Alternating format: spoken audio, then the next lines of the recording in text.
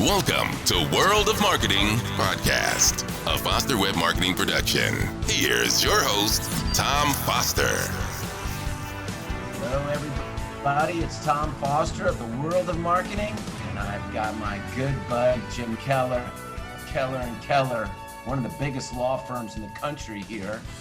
During the pandemic, thank you, Jim, for agreeing to join me. You're coming from where? Your dining room? Is that where we are? The Keller Estate? I'm coming from my house in Indianapolis. I'm somewhere between my kitchen and living room. Thank you for having me. I take exception with the biggest law firm, but we're a family-owned operation with myself and a local partner, and we love being here. Thank you for inviting me, Tom Foster. So humble, my buddy. So I actually was thinking about this, and it's a funny story that I want to share with everybody because only you. So it was 13 years ago in December of 2007. Okay. When I was really just getting started, and you called me up and said, I want you to come up here and meet with me. And you put me on an airplane, and I flew up, and you and Alan picked me up at the airport in your black BMW. I'll never forget. I was all in a suit, in a three-piece suit, and you were in jeans. We went to a Starbucks and then went to your office, and immediately I was like, I really like this guy. There's something about this guy. And I felt the same. We've had a partnership for many years, and everything we've done with Foster has turned into a very successful relationship. We believe in our law firm, and I'm sure others listening out there will understand this, that developing deep relationships with good quality, high quality companies is an important part of our success. And Foster Web is clearly that for Keller and Keller. Well, thanks for saying that, Jim. But you guys have been around for a long time. So, I mean, it says on your website 80 years. So, like, is your dad's firm before you? Your dad's still kind of involved, or so kind not of really? A brief history, Tom, is Keller and Keller refers to my grandfather and father. My grandfather started the firm back in 1936. We were a small operation in St. Joseph, Michigan. And I, the third generation, came along, and we slowly expanded it.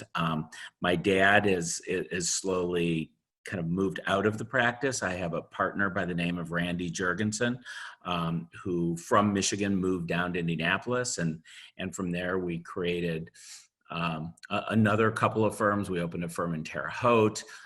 We have a location in South Bend, and finally we have a location out in Albuquerque, New Mexico. So we practice now in 3 states: Michigan, Indiana, and New Mexico. And it's been a fun grow path.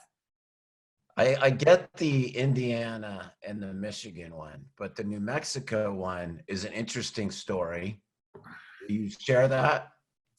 Sure. We've always been part of a 501c3 that our firm helped start called Samantha's House. And while working with Samantha's House, we started by building a home for a disabled child once a year. And now we provide handicap vans for those children within central Indiana. And the guys that I was working with that were on my board were currently expanding their business, and they expanded out onto the East Coast. And I asked them one day, I said, why are you expanding to North Carolina and South Carolina? And they told me, they said, we wanted to expand to a place that we wanted to visit that really made sense. And I hadn't thought of that concept before, but at that point, Randy and I began looking at places that frankly we wanted to visit, and we were enchanted by New Mexico.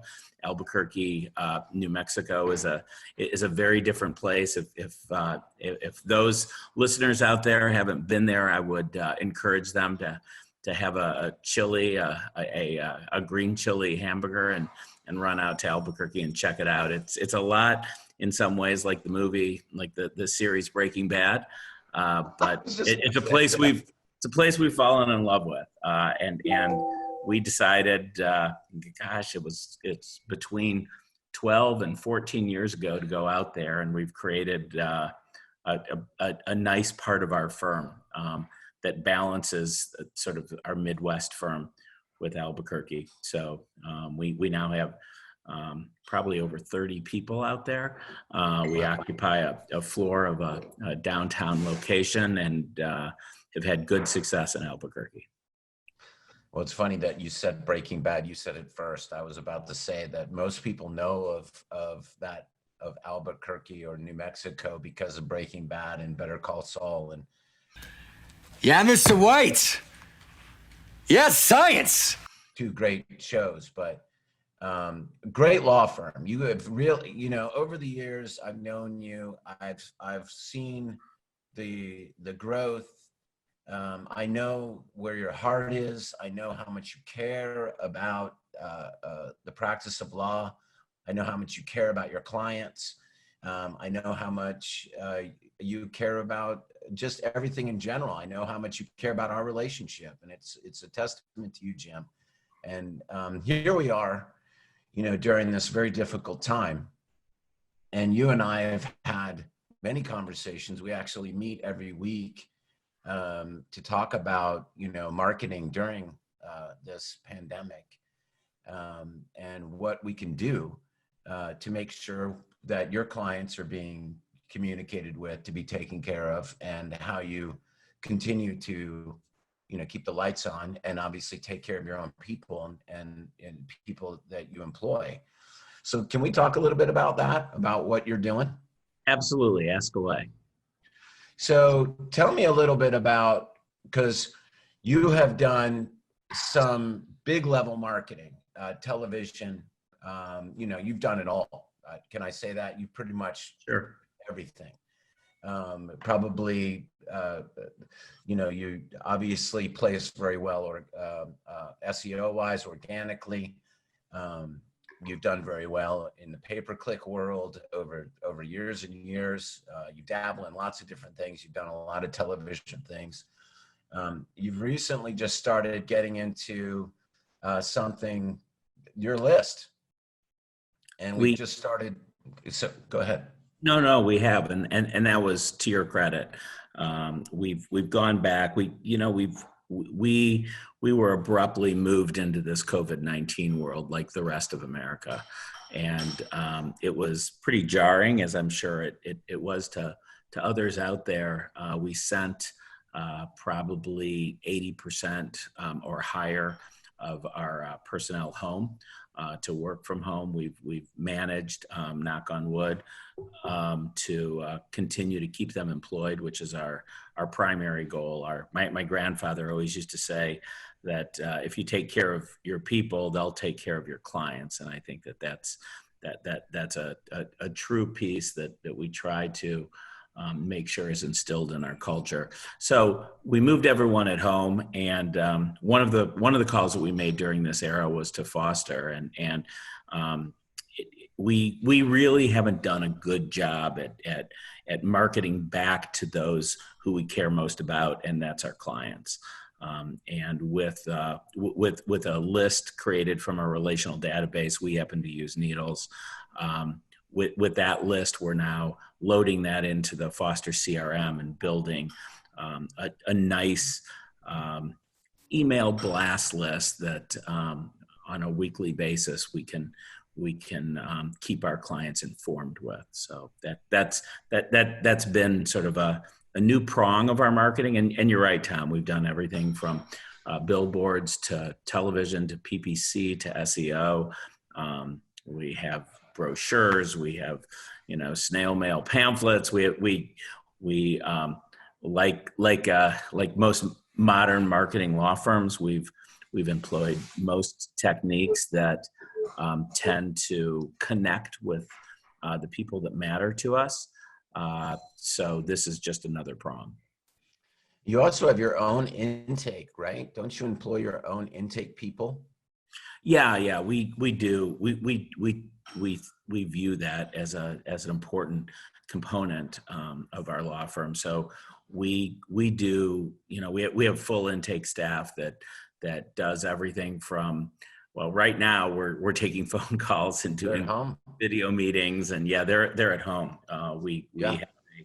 have a one of the transformative pieces of technology that changed our firm was voice over IP, because we had multiple locations. We have a ShoreTel that's now my telephone system that allows individuals to work from home.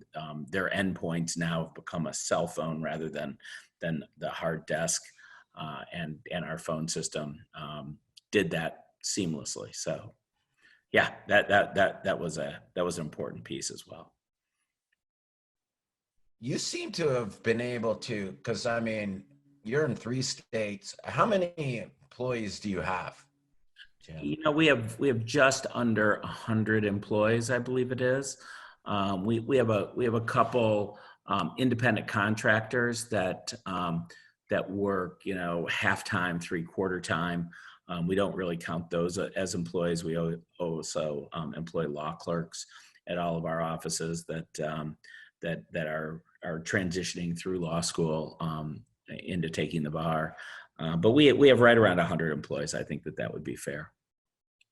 And that's a big group to transition to. Okay, now everybody work from home and embrace this new Zoom technology and everything else. And like, let's try not to skip a beat, and not every law firm has been able to do it. I think that we were lucky. We have an excellent IT person. We also have a person by the name of Zachary Farmer that works with IT and is one of the sort of global managers inside of our office. And between those two and other leaders inside of our organization, we were able to quickly buy a slew of laptops, provide connections, open our firewall ports to allow for this transition to take place. And unfortunately, we hadn't fully gone to the cloud. We're about 6-7 months away from transitioning to a full cloud environment. This pandemic will push us faster into that direction, but so far so good. We've been able to accomplish the needs of our clients, continue to take in cases, and proceed forward. We have a goal that we want to exit this thing stronger than when we came in, which is a lofty goal, and I'm not so sure we're gonna make that. But it was a very quick, hurried transition that I frankly think every law firm in America had to deal with quickly. Frankly, I credit the great people around us, around myself and Randy that made this transition. One thing that's interesting is during times like this, you see a lot of leaders appear inside of an organization. And that certainly is something that we recognized that happened rather quickly that we're proud of, and it's happened in a nice organic way, and that's allowed for us to really continue racing down the tracks at full speed. Can you give me some examples? Can you give us some examples of some of those people that have Absolutely, I'd love to. We have a litigation or a paralegal manager in my Social Security department that immediately stepped up. Her name is Chanel, and she started coming in regularly and reassigning tasks and making sure that everyone was working at home that was well connected. We have another leader inside of our intake group named Christy Shannon, who right away said, I'm going to become one of the essential workers, and as long as you create a safe environment, I'm going to come in every single day, and make sure that our phone system is set up and that people's tasks are apportioned correctly. She did that right away. We have another individual, a litigation, a pre-lit paralegal, who took it upon himself to Brandon Boone, who came in day after day, making sure that those around him, if they needed support, were supported correctly. We have an individual out in New Mexico by the name of Ana Ornelius, who immediately also said, look, I'm going to come in right away, and I will be one of the 1 or 2 folks that come into the office and that answer the phones and that distribute the scanning and the mail, and those people throughout our organization. Up in Michigan, we had an individual by the name of Donna Weaver, who's one of our longest employees, who did the same. And what you notice is kind of almost heroic efforts and calmness from those individuals that allow an organization the size of ours to continue forward. And it's because of those people really that we've been so successful and will hopefully continue to be successful. You've mentioned those people on our calls before. Yep. And so did anybody ask them to do that, or they just said, hey, listen, I'm gonna do this, what do you think? Or they just said, let me take care of this for you guys? And it really, that's an excellent question. It really happened organically. And that's, that was to the delight of the firm. And I think everyone around notices those folks. It was a seamless transition. So what do you think about, I'm going to do a little pivot here. What do you think about the courts? I mean, what do you think that this is going to do with the courts being shut down the way that they have been? When do you think they'll open up? What's your opinion about that? What are your thoughts? That goes to sort of the broader question as to when we're going to reopen America. When society feels comfortable sitting next to someone, being in a room with 15 people. And I don't know the answer to that. I can tell you, unique to administrative law hearings, they're beginning to do them by phone and video. And in some court settings throughout the country, they're talking about lighting up jury trials right away. Video discovery, the process of discovery, is happening and has already happened through video testimony and remote services. So I think that it's not going to be one day. It's going to be a slow unveil. I'd be a pretty interesting person to listen to, which I'm not, if I could tell you the day that was going to happen. I wish I could. But you pointed out a couple of important things, I think, because as we're all dealing with this, something that we've never dealt with in our lifetime, thank goodness, and we all pray and hope that it will be over soon, although it's difficult to see when the end will be. That's right. And how that looks. But it is forcing technology or in advances and improvements, I think, and improvements in a lot of bureaucracy, I'll say. And there's a lot of bureaucracy in the court system. And this may help push some of that out, right? I think that's right. I mean, for instance, going back to something that you've helped us with, it's appropriate that we connect with our clients via email and text and chat, because it's not a waste for the environment. It's a quicker form of communication. It's something that you've helped us with that makes a lot of sense. And I think that the courts are similarly situated. I think that, just technologies like this, Zoom, we have to get through some of the hurdles of privacy and security, but it's an efficient way to talk to others. We've been using video conferencing for some time, but now we're recognizing that we can have various what are called endpoints. So it doesn't matter whether you're on a cell phone or a tablet or a computer.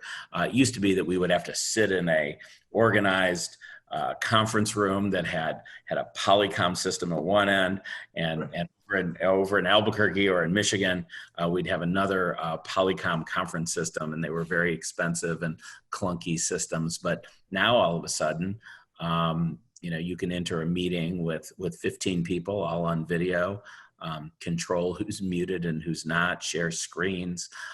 We have, for instance, intake meetings every week in our offices where we will share a computer screen, and there's a moderator that in a very organized way is able to go over all of the case data. We're able to look into needles. We're able to assign tasks. And it's something that, if you would have asked me 6 weeks ago, could we have done that remotely? I think all of us would have said, no way, but now it's happening. Right. But think about cutting down. Yeah, think about like right now. I mean, like I'm sure you've read and about the pollution, the decrease in pollution, and the seismic activity of the Earth is like nil compared to the way it was. Yeah. And just think about that. Like how many people have just been getting in cars and driving to places, the traffic, like juries having to be places, and then like for trials and all these congested that for really, you don't really need to do that when we can just do it in the comfort of our own home and the safety and really without polluting the world and causing more global warming. Honestly, I mean, like you don't need to go get in a plane and go do a deposition. You can do it over this. And yeah, I mean, yes, of course, we've got to work out security issues, but those are always going to be issues. I mean, no, that's a very interesting point, and I think it's one that's well taken and probably not appreciated enough. That, number one, I want to say that this pandemic is horrible. That it's going to cause it's going to rip through impoverished communities and make things much more difficult for many folks, not to mention what's happening in our healthcare communities, and not to mention the death and sickness that it spread. Having said that, I think that a lot of new technology and new optimism is going to begin to appear on the other end of this thing. I think that there are going to be industries like food and travel and even healthcare that are going to change and are going to be in a tough spot for perhaps many years. On the other hand, I think that new technologies are going to develop that will cause us to hopefully be better citizens and work closer together and in ways like we're doing right now. It's a wake-up call for the human race, that's for sure. All of us, not just the U.S., the world needs to get together. Yeah. Now, and think about this for like one of your big practice areas is Social Security disability, correct? That's right. And so can a lot of this be taken care of through this kind of communication? So that's an interesting question. We like to make sure that our clients have their day in court, meaning that they are in front of an adversarial judge in person, that this administrative body is able to see our client, is able to hear them, is able to look into their eyes and make a determination. Having said that, we have had some good results. We're a Social Security firm that reaches all the way up into the federal court. So we will appeal the case and ultimately try district court matters when we feel our clients have been wrong. We push at all different levels inside the administrative law system. So there are areas that I think will will change. We use Social Security as a benefit to our personal injury law firm, which is still our core and primarily what we do. Our emphasis these days is on truck cases, product liability cases, various types of torts that really where an individual's been injured. And we feel that the Social Security practice helps our primary practice in untold ways. So I think both areas, Tom, are going to undergo some change. Social Security is certainly one of them. And so you mentioned, I know the truck accidents, and that we're talking big trucks. I mean, like most lawyers understand what we're talking about when we say truck accident lawyer. That is one of your specialties. This pandemic has obviously cut that down. Tell me, I mean, are there less trucks on the road, or are there just as many trucks on the road? So that's surprising, and the statistics are still unveiling themselves. We've had success with our case intake, even through this pandemic era. We're known as a law firm that handles large, complicated truck cases. We had the good fortune to resolve a case for just around $50 million a couple of years ago that involved a number of very interesting pieces to it, and 50, 60 depositions across the country, and from that experience, we really gained an understanding of how different truck accidents are, and how important the civil trial world is to truck accident victims. With that said, we found that logistics are still happening, that big corporations are still transporting goods, and we've kept that practice alive, and we continue to work on those cases. Did I miss a question? I probably answer your question. No, that's good, because it made me, I have a follow-up question to that, because it's something that I've been interested in. Okay. You've been doing the truck accident cases for a long time. Yep. What do you feel that these are caused by pressure on the truck drivers themselves by the companies, or how are the majority of these truck accidents caused? I mean, they're just not by idiotic truck drivers. I mean, these are regular people. I mean, they're not evil truck drivers out there, are there? Or what's your opinion about that? Well, so first of all, if you go and buy something, whether you buy it online or buy it in a store, it probably was delivered by a truck. And like most things, the vast majority of truck drivers are careful, decent people. All too often, though, as logistics have moved at a rapid pace, as trucks have become more prevalent on our roads, as our roads become more congested, and just-in-time logistics And demand, right? and push out safety, Right. Things like sleep deprivation come into play, things like sloppy practices, things like truck drivers driving too many hours, fudging log books. Truckers have to abide by a different set of rules than you and I do from an automobile standpoint. And that alone makes these cases very, very different.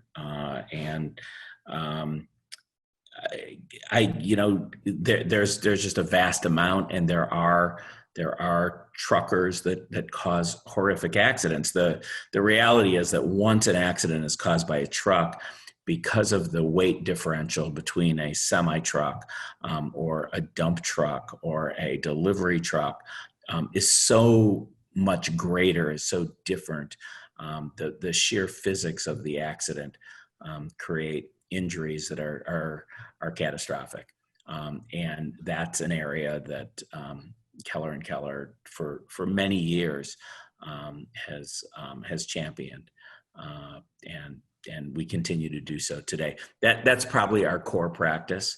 Honestly, we live in an area of Indianapolis that is often called the Circle City, because there's a circle called 465 that really connects to the rest of America. We're right in the middle of the country, and there's a huge amount of logistics that pass through the city.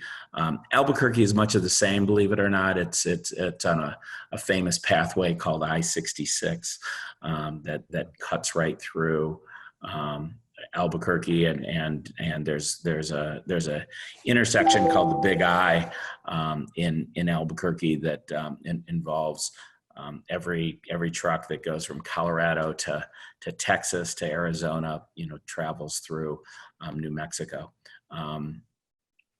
So that's become a focus of our practice, and I think that those cases continue to exist. I do not think that every truck driver is a bad truck driver, but just like in every profession, there are those who abuse the rules and fail to look out for the safety of others, and that's when we come in. And those cases are complicated, as you said. They're much different than a regular car accident case. The injuries, I've known them. I've known of them for years. I've known you a long time and seen the results that you've gotten for your clients. I know we're having some internet weird stuff, but hey, this is the world we're in these days. That's right. But anyway, you guys take referrals from other lawyers across the country for truck accident cases. You guys know what you're doing. We do. So any lawyer that's got a truck accident case that feels that it's a little bit big, because it is, you should talk to somebody that knows what they're doing, that's got a ton of experience. That's my friend Jim and his partner Randy. They know what they're doing with these cases. They've been doing them for a long time. So on that, just kind of like taking that to the everyman, I go to the grocery store today during the pandemic. There's obviously no toilet paper.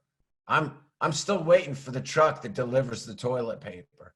So, and then, just no yeast, no, just weird stuff is out of stock. I just was reading this morning about Smithfield, like the pork manufacturer, that does pork, how those people are getting sick, and like the concerns over the grocery store, just people that work in the grocery store. Like, how is that going to, what's going on? How come the shelves are not stocked? I mean, like, if the trucks are still out on the road, what's going on? What is your opinion about that? What are your thoughts? I think that there's demand, there's odd demand out right now that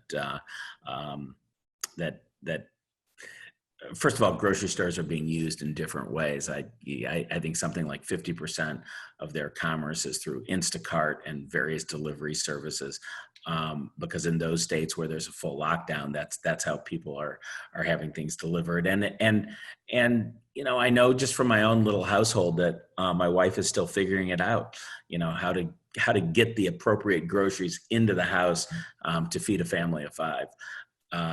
And I think that there's a run on it's something that's pretty interesting that kind of explains the phenomena is to Google why are we having such a difficult time with toilet paper, and I think it dates back many years ago when someone said there's going to be a run on toilet paper, and now every time there's a crisis in America, toilet paper seems to sell out like that.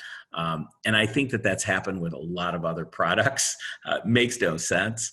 I think it's a boon for some people. It's probably a loss for others.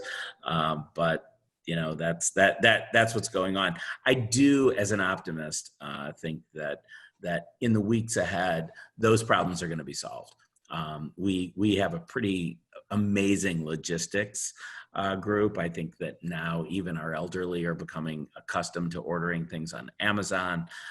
I do think that essential services like grocery stores will probably be the first to fully reopen. It has been a bit of a tragedy that, you read about the food product that's being plowed back into the ground because it can't get onto the shelves. Just like in our industry, what you and I have talked about over the last half an hour, these grocery stores have had much harder time reorienting to this new world, this pandemic era, and their problems are much more complicated than yours or mine. So I don't pretend to be an expert in that area.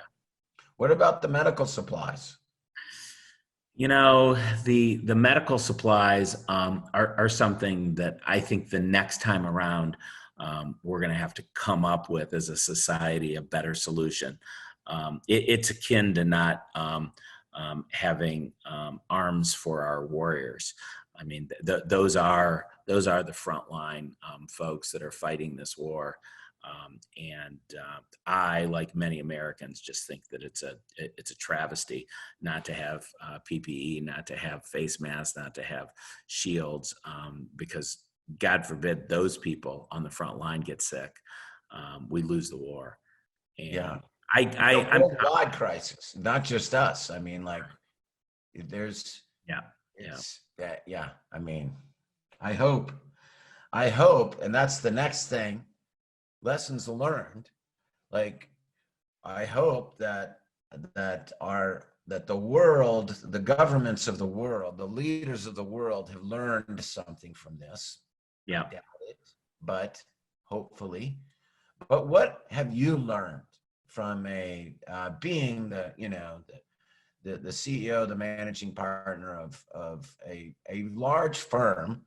One of the, you said I gave it to you, you took it away. You are one of the bigger firms in the country. I mean, like injury firms, and you've run it very well. Your grandfather and your father, I'm sure, are quite proud of you, and you've done it just as such a gentleman. You're such a gentleman, such a great guy. There are those that would argue with that, Tom. Sure. But so what do you have any lessons learned for us, Jim? I think that it's preparation. One thing that we're moving towards, first of all, you mentioned it at the beginning. I think go back to your lists. That during these times, people, when they're in their home, I think list marketing is very, very important. So I think that that's a good point. A point for us is we're becoming, we're very advanced in certain areas. In others, we were about 6-7 months away from becoming a fully cloud-based law firm, which, as I mentioned earlier, we're going to move towards fast. So that means that our relational database will be out on the cloud. We'll be using Word 365. We're one of those firms that have struggled with Word Perfect over the years because most paralegals prefer it. It's an archaic thing from I think the 70s. Court reporters love Word Perfect. Yes, reporters love it. So we're kind of hurling down the road towards that transition, and just to be better prepared. I mean, we'll have advancements in our a voice over IP telephone system that will make this that'll make such a transition quicker. If you listen to Bill Gates and other experts in the area of pandemics, they'll tell you that it's not if another pandemic will come. It's a matter of when, whether it's a decade, whether it's 20 years, and we'll certainly, I think, like most of the world, want to take from this experience and make ourselves better prepared for the future. Yeah, I think that just on that, obviously I've been doing a lot of reading and listening and YouTubing, and people send me stuff all the time about, why has this happened? And it's just really humanity expanding. into places unknown and encountering animals and being close to animals and the necessity of feeding the planet and growing and tearing down the Amazons and causing global warming, all of these things that we're doing as we grow. This is what's going to happen. And if we do those things, which I don't really know how we undo them, honestly, I don't know how we undo them. I don't pretend to be any kind of expert on any of that. But if we're going to do them, we have to be prepared for exactly what we were just talking about the fallout of those things. We have to be prepared with, and as you said, the front lines, our medics, our doctors, our nurses, everybody that's going to take care of the sick. Yeah. We can't just leave them like this again. And so we got to be better prepared. And that means that the truck drivers need to be driving on the road safely, right? And that's one of your jobs, to make sure that the truck driving companies do it in the right way, right? I mean, that's part of it, is making sure that they play by the rules. That's our job, and we take those cases very seriously, and we work hard for the outcomes that we're able to achieve.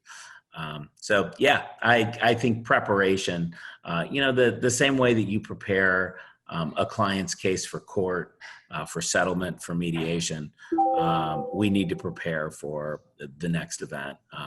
As good leaders, I think you look to that, you see what we've learned from this experience, and we make sure that when it happens again, if it happens again, that we have better voice over IP, we have better video communications, we have better connections with all of our folks. We have a safe office environment, that all of those things, I think, that you just strengthen, and hopefully it'll never come, but if it does, we'll be prepared. Yeah. Well, one of the if there's any good outcome from this, it is the fact that you finally embraced your list. What you and I have been talking about for a long time, because you've done everything else so well. And I mean, like, your TV commercials are very good. I mean, like, people can go check those out if they don't live in your area, they've seen them. And you've just done a great job with those things. I mean, like, you're all over, but the list is the gold. The list is your people.